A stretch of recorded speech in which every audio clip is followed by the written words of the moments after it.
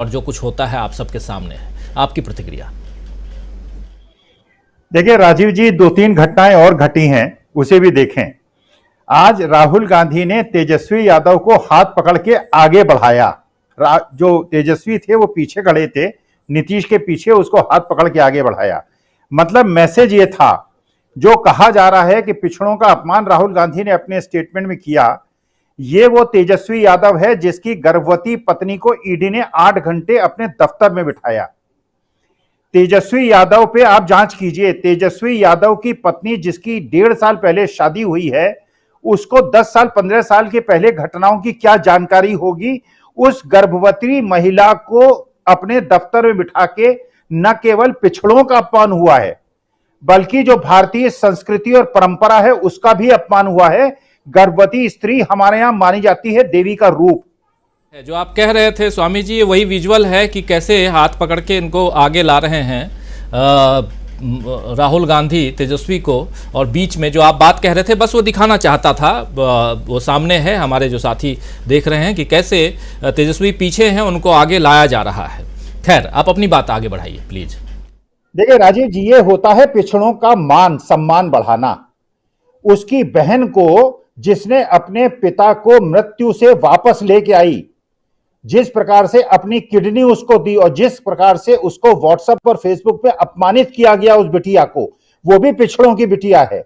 और ये भी पिछड़ों की बेटी है, जिसको गर्भवती महिला, जिसको देवी का रूप माना जाता है, उसको 9 घंटे ईडी ने बिठाया। राहुल गांधी ने मैसेजिंग की, पिछड़ों का मान सम्मान इस प्रकार से बढ़ता है। और देखिए, जिस प्रकार से राजस्थान में इन्होंने पासा फेंका था, वसुंधरा राजे को किनारे लगाने के लिए सचिन पायलट का उपयोग करने की सोची थी। घायल तो कर दिया इन्होंने वसुंधरा राजे को। वसुंधरा राजे जो वहां की राजस्थान की एक बड़ी नेता हैं, जिनके पीछे अवाम राजस्थान का खड़ा है और मोदी जी की टक्कर की नेता हैं, उनको इन्होंने एक प्रकार से घायल कर दिया है। और सचिन पायलट लौट के अपने घर वापस आ गए हैं। तो इसको कहते हैं बूमरैंग। आपने पासा फेंका था घायल करने के लिए वसुंधरा को, वसुंधरा तो घायल करके, और उस बूमरैंग ने आपको खुद घायल कर दिया। यह राजस्थान की स्थिति है। राजस्थान में कांग्रेस में ये जो इन्होंने करने का प्रयास किया था, बीजेपी इतनी बुरी तरह से टूटी हुई है, अगला इलेक्शन लड़ना मुश्किल हो जाएगा। कर्नाटका की स्थिति देखिए, जगदीश शेट्टार जो कि वहां के मुख्यमंत्री रहे हैं और बहुत बड़े नेता हैं वहां के, ईश्वरप्पा ने तो चलिए कह दिया, उनसे लिखवा लिया कि साहब हम इलेक्शन नहीं लड़ना चाहते, मैं इलेक्शन नहीं लड़ना चाहता। लेकिन जगदीश शेट्टार ने कहा मैं इलेक्शन लड़ूंगा और इनके खिलाफ लड़ूंगा। देखिए, वास्तविकता में जिस प्रकार से ये करते क्या हैं, इनके अंदर जब आंतरिक फूट होती है, जब इनकी पार्टी में संकट में होती है, तो ये अपने मीडिया तंत्र के माध्यम से दिखाने की कोशिश करते हैं कि कांग्रेस टूट रही है। और नीतीश कुमार आज की तारीख में, जैसे पहले भी आपके इस पे डिस्कशन में हमने कहा है, कुर्मी नेता उत्तर प्रदेश के अंदर बहुत बड़ा प्रभाव डालते हैं। और पूरा ईस्टर्न यूपी का जो बेल्ट है, वो यादव बेल्ट जितनी है उससे बड़ी कुर्मी बेल्ट है, जो पूरी बाराबंकी, इलाहाबाद और बांदा और पूरा करवी, ये पूरा इलाका जाता है। तो यादव बेल्ट दूसरी तरफ है और कुर्मी बेल्ट दूसरी तरफ है। इतना बड़ा ये जो पिछड़ों का सम्मेलन एक प्रकार का हुआ है और दलित के नेता के सानिध्य में हुआ है, और लल्लन सिंह भूमिहार वहां बैठे हैं। एक प्रकार की अम्ब्रेला कॉम्बिनेशन देश के सामने उन्होंने प्रस्तुत की है। जो बात कही जा रही थी कि पिछड़ों का अपमान हुआ है, आज पहली बार मुझे लगा कि पिछड़ों का मान सम्मान कैसे बढ़ाया जाता है, जो राहुल गांधी ने भी बढ़ाया है, मल्लिकार्जुन खड़गे ने भी बढ़ाया है, और तेजस्वी यादव, इससे बिल्कुल स्पष्ट हो रहा है।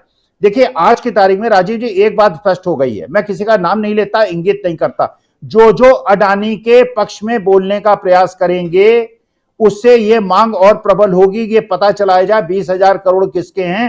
हो सकता है 500 1,000 करोड़ उनके भी हों जो अड़े पक्ष में बोलने का प्रयास कर रहे हैं। वास्तविकता यह है, अगर मुझसे कोई कहे अडानी में जेपीसी करा लो, मैं कहूंगा इंटरपोल करा लो, आप वर्ल्ड की बेस्ट एजेंसी। अरे मेरा जब अडानी से 1 रुपए का लेना देना नहीं है, तो मुझे कोई भी जांच हो, मुझे क्या परेशानी है। अरे जांच से परेशान तो उसकी है जिसका पैसा लगा हुआ है अडानी में।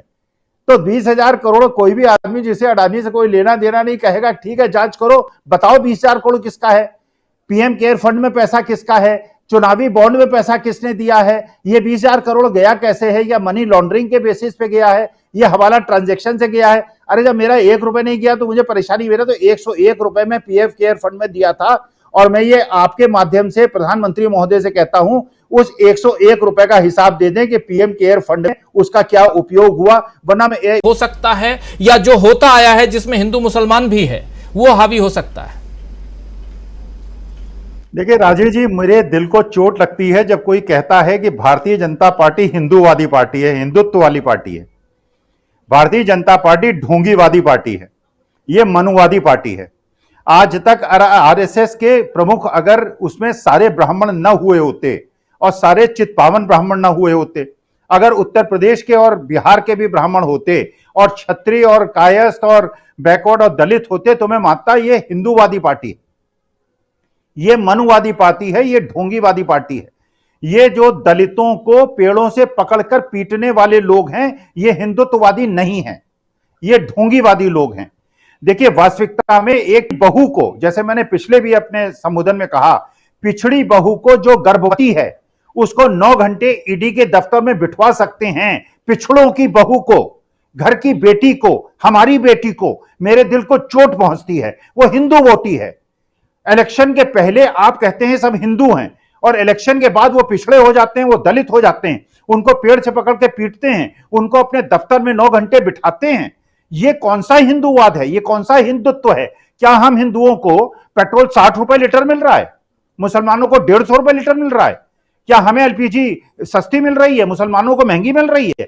केवल घृणा फैला रहे हैं आप, केवल हमारे बीच में द्वेष फैला रहे हैं। आप हिंदुओं के लिए कुछ नहीं कर रहे, आप केवल हिंदुओं को बांट रहे हैं, उनका मानसिक शोषण कर रहे हैं। मैं हिंदू हूं, मैं रामचरितमानस पढ़ता हूं, मैं हनुमान चालीसा मंगलवार को पढ़ता हूं, लेकिन मैं किसी मस्जिद के सामने जाके नहीं पढ़ता, मैं अपने मंदिर में पढ़ता हूं, अपने घर के मंदिर में पढ़ता हूं। ये ढोंगीवादी लोग हैं, ये हिंदुत्ववादी नहीं है। मैं इनको हिंदुत्व मानने से इनकार करता हूं। ये हिंदुत्व के नाम का शोषण कर रहे हैं, ये हिंदुत्व को बदनाम कर रहे हैं, ये हिंदू धर्म को बदनाम कर रहे हैं, पूरे विश्व में पूरे सनातन धर्म को बदनाम कर रहे हैं। बीवियों को नहीं छोड़ा जाता हमारे सनातन धर्म में। हमारे सनातन धर्म जो अग्नि की साक्षी मान के 7 फेरे हम लेते हैं, मृत्यु पर्यंत अपनी बीवी के साथ हम साथ निभाने का वादा करते हैं, और पत्नी हमारा साथ निभाने का वादा करती है। हम नहीं बीवी को छोड़ सकते। हम ये नहीं कहते कि महात्मा बुद्ध ने ऐसा किया था। महात्मा बुद्ध ने किया था तो सब लोग महात्मा बुद्ध नहीं बनते, और जो जो बीवियां छोड़ते हो महात्मा बुद्ध नहीं होते, वो दुष्ट होते हैं। बीवियों को छोड़ने वाले दुष्ट हैं। और हिंदू मुसलमान सिख ईसाई में स्वामी विवेकानंद का ये अपमान करते हैं, जो स्वामी विवेकानंद में शिकागो में कहा था। ये शंकराचार्य का अपमान करते हैं, ये शंकराचार्य को नहीं बुलाते जब जन्मभूमि का, जब वहां पे शिलान्यास करते हैं। वहां राजनीतिक लोग जाके क्यों बैठते हैं? ये केवल हिंदू धर्म का अपमान कर रहे हैं। अगर ये हिंदू धर्म का भी मान कर रहे होते तो मैं इनका समर्थन करता। ये मेरे हिंदुत्व पे, मेरे हिंदू धर्म का ये अपमान करते हैं, उसका मान मर्दन करते हैं, और पूरे विश्व मेरे सनातन धर्म का अपमान करते हैं, इसलिए मैं इनका विरोध करता हूं। अगर ये हिंदुत्ववादी शक्ति होते, अगर ये हिंदुओं के लिए कुछ करते, हिंदुओं को नौकरी दिलाते, हमारे बच्चों को नौकरी दिलाते, 4 साल में उनको रिटायर करने की स्कीम न लाते, तो मैं मानता ये हिंदुत्ववादी पार्टी है। ये दुष्ट लोग हैं, ये ढोंगी लोग हैं, और ये देश की मर्यादा को और देश की प्रतिष्ठा को पूरे विश्व में राजीव जी गिरा रहे हैं। मतलब कुल